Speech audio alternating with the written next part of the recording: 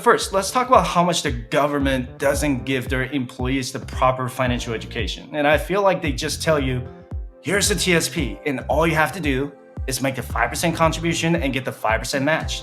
There's so much more to talk about. And according to FedSmith, by the end of 2022, there were 76,889 TSP millionaires. And that's probably hard to believe for many of you due to the market downturn in 2022. But it is entirely possible to become a TSP millionaire over the course of your employment with the federal government, whether you're in the military or a federal employee.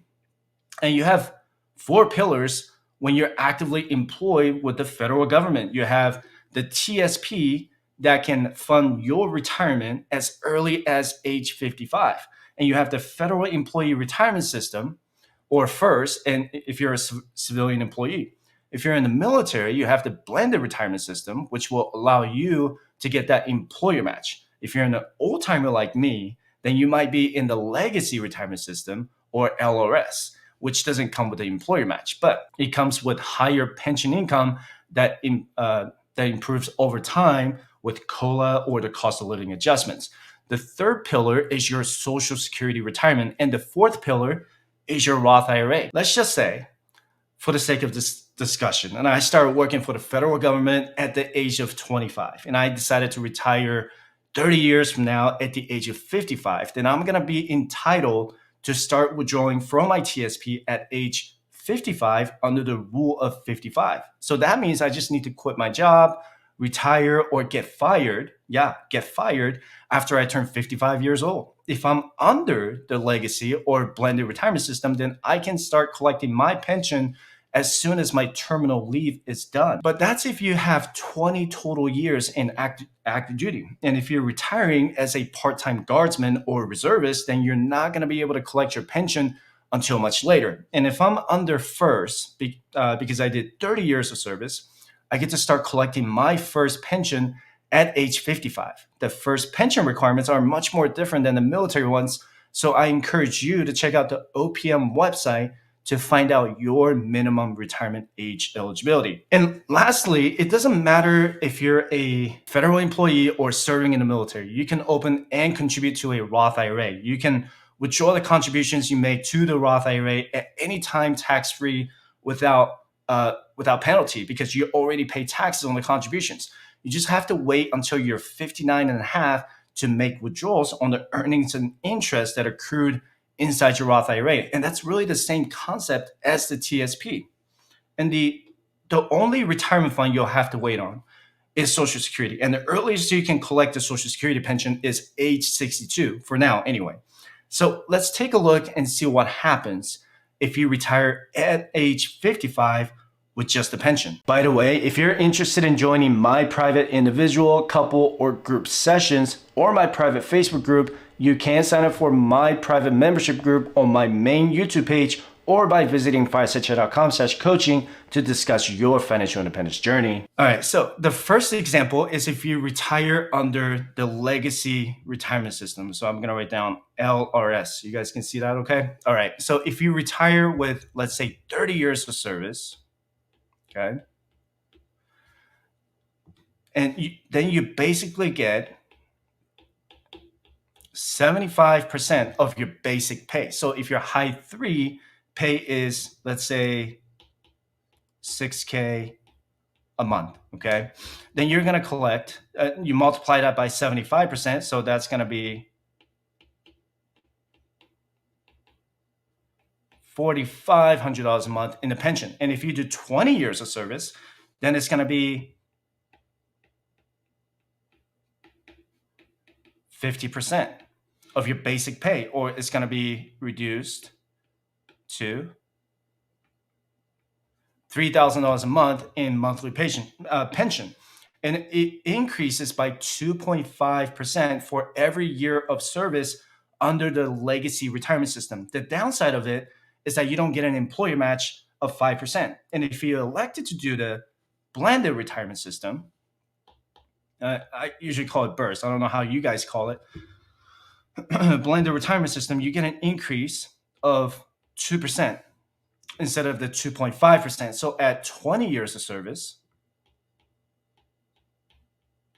assuming that you get same thing, $6,000 a month, you'll get 40% of your basic pay instead of 50%. But you also get a 5% employer match every time you make a 5% personal contribution to your TSP. Now, people ask me which one performs better. That's a hard question to answer because it really depends on each individual's retirement timeline. When the BRS came out in 2017 or 2018, it probably didn't make sense for someone who's getting ready to retire within the next 5 years, right? And I ended up keeping the legacy because it was better for my financial and career situations at the time. And now that not that it matters now because whatever decision you made back in 2018 is what you're going to have to stick with. And the second example is if you retire under what's called FERS. Okay, so this is for the civilian employee, and let's say you do 30 years. This is going to be the first example. It's going to be 30 years of service. Okay, and if you retire with 30 years of service, you get the pension regardless of the age you retire because you meet the minimum retirement age, or MRA, and you can find that MRA, and this is all over the OPM website. So if your average high 3 pay, let's say you retired with $100,000 a year, then you just multiply that by 30 years. Oh man, my handwriting is terrible today. There we go. Okay. It's always terrible, actually. $100,000 multiplied by 30 years, and since you retired before age 62, you're going to multiply that by 1%. Okay, then that gives you $30K a year in gross pension income. And your pension is calculated differently if you retire as an air traffic controller, law enforcement officer, firefighter.